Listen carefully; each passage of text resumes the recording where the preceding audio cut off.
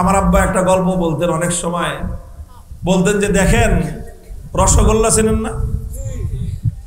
রসগোল্লা খাইতে কেমন স্বাদ, খুব স্বাদ রসের মধ্যে। আর যদি সেটা যশোরের জামতলা রসগোল্লা হয় তো কোনো কথাই নাই। এখন একজনের রসগোল্লা বুঝাইতেছে আরেকজন, রসগোল্লা বুঝায় ওয়াজ করে যে রসগোল্লা মানে হলো রস এরকম ভরা ভরা থাকে, এরকম সাদা ধবধবে লাল মিষ্টি থাকে, ওই মিষ্টিটা রসগোল্লার মধ্যে টইটম্বর থাকে, ওই রসগোল্লা দেখলেই জিভের মধ্যে পানি চলে আসে, ওই রসগোল্লা খাইলে এক টুকরা খাইলে একেবারে জিহ্বা থেকে নিয়ে শুরু করে কলজা পর্যন্ত মিষ্টি হয়ে যায়। লম্বা চওড়া লেকচার দিল। এরপরে জিজ্ঞেস করলো রসগোল্লার স্বাদ কতটুকু বুঝছো? বলেন রসগোল্লার ওয়াজ শুনে রসগোল্লার স্বাদ কতটুকু বোঝা যায়? রসগোল্লার উপরে একজনে একটা আছে না প্রবন্ধ লেখছে, রসগোল্লার উপর রচনা লেখছে 30 পৃষ্ঠা ব্যাপী। রসগোল্লা কি দিয়ে বানায়, কেমনে বানায়, কত স্বাদ হয়, কত রকম। বলেন রসগোল্লার লেকচার পরে রসগোল্লা কতটুকু বুঝবেন?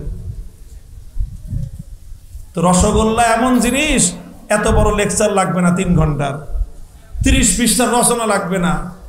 15 টাকা দিয়ে একটা রসগোল্লা কিনে খাওয়ায় দেন, এর চেয়ে বেশি রসগোল্লা বুঝবে। কথা বলেন ঠিক কিনা? লেকচার শুনে আর রচনা পড়ে রসগোল্লা বোঝা যায়? আর ভাই রসগোল্লা খাওয়ার জিনিস, খাইলে বুঝবেন। শাইখুল হাদিস রহমতুল্লাহি আলাইহি বাংলা ভাষায় বুখারী শরীফের ভাষ্যকার, হাদিসের 6 কিতাব বাংলা ভাষায় ভাষ্য করেছেন।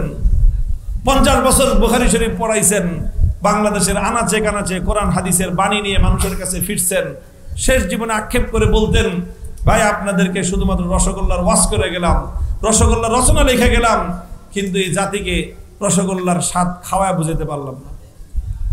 কি জিনিস?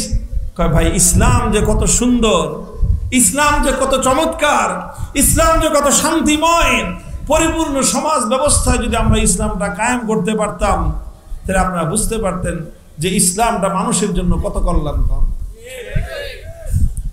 এই আক্ষেপ করে গেছেন, এখন আমরাও সেই চিৎকার করতেছি, আপনাদেরকে বলি, আহ্বান করি, আসেন না। অনেক তো দেখছেন, সব তো দেখা শেষ। অনেক তন্ত্র দেখেছেন, অনেক মন্ত্র দেখেছেন, অনেক নেতার আদর্শ দেখেছেন, অনেক নেত্রীর নেতৃত্ব দেখেছেন। এবার আসেন না টেকনাফ থেকে তেতুলিয়া,